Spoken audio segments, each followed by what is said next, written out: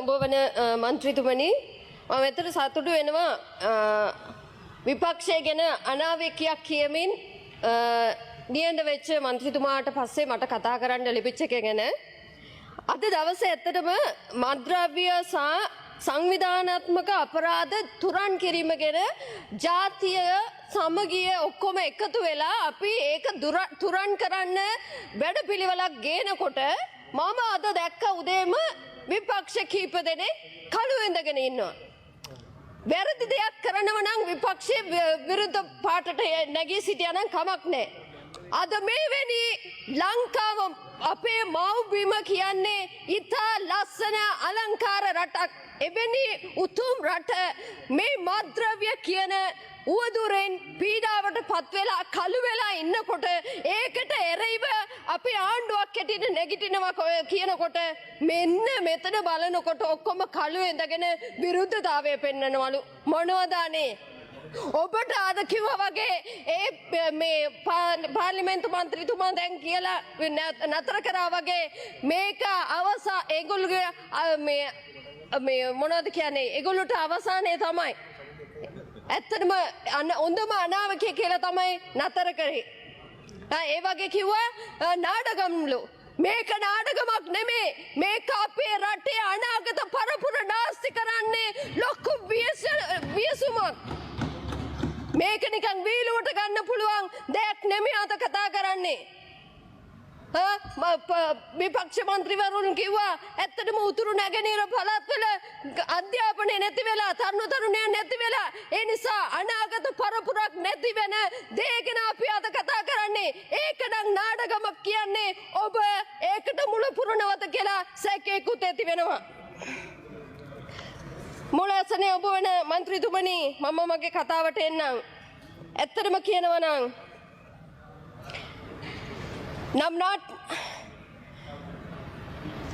අපේ රටේ ඇත්තටම මේක කියන්න ඕන දේ මේක අපේ රට තුල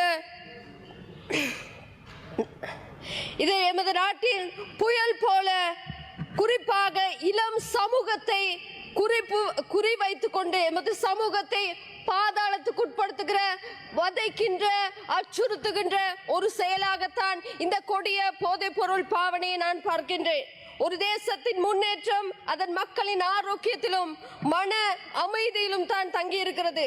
ஆனால் இலங்கையிலே பெருகி வரும் இந்த கொடிய போதைப் பொருள் பாவனையானது தனி மனித சமூகத்தையும் தனி மனிதனையும் குடும்பத்தையும் சமூகம் என எல்லா பகுதியினரையும் பாதிக்கின்ற ஒரு அச்சுறுத்துகின்ற ஒன்றாகவே இந்த போதைப் பொருள் காணப்படுகிறது.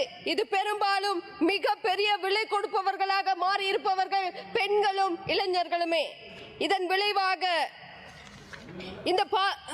இந்த கொடிய போதைப் பொருள் பாவனை நிமித்தம் உடல் சக்தியை தற்காலிகமாக அதிகரிப்பது போல தோன்றினாலும் அது உடலின் நரம்பு மண்டலத்தை தீவிரமாக சேதப்படுத்துகின்றது.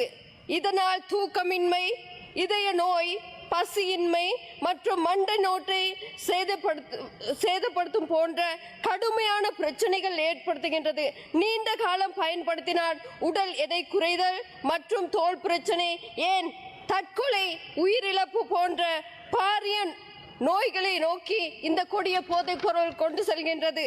அதேபோல் இந்த கொடிய போதைப் பொருள் பிரச்சனை என்பது குறிப்பாக ஒரு சமூகத்தை சார்ந்ததாக அல்லாமல் இது எமது முழு நாட்டின் இருக்கின்ற அனைத்து சமூகத்திலும் இன்று நாங்கள் குறிப்பாக ஒருவருக்கு மட்டும் சார்ந்தது என்று கூறி ஒரு சமூகத்தை சார்ந்த ஒரு இனத்தை சார்ந்த அல்லது ஒரு குறிப்பிட்ட வயதினரை சார்ந்த ஒரு விடயம் என்று சொல்லி இது என்னை சார்ந்ததல்ல என்று நாங்கள் புறக்கணித்து நிற்க முடியாது. காரணம் இது எமது நாட்டின் இருக்கின்ற எல்லா தரப்பினரையும் இன மத மொழி பேதம் இல்லாமல் இளைஞர்கள் யுவதிகள் அதே போல முதியோர்களாக இருக்கட்டும் சிறுவர்களாக இருக்கட்டும் பெண்களாக இருக்கட்டும் ஆண்களாக இருக்கட்டும் மத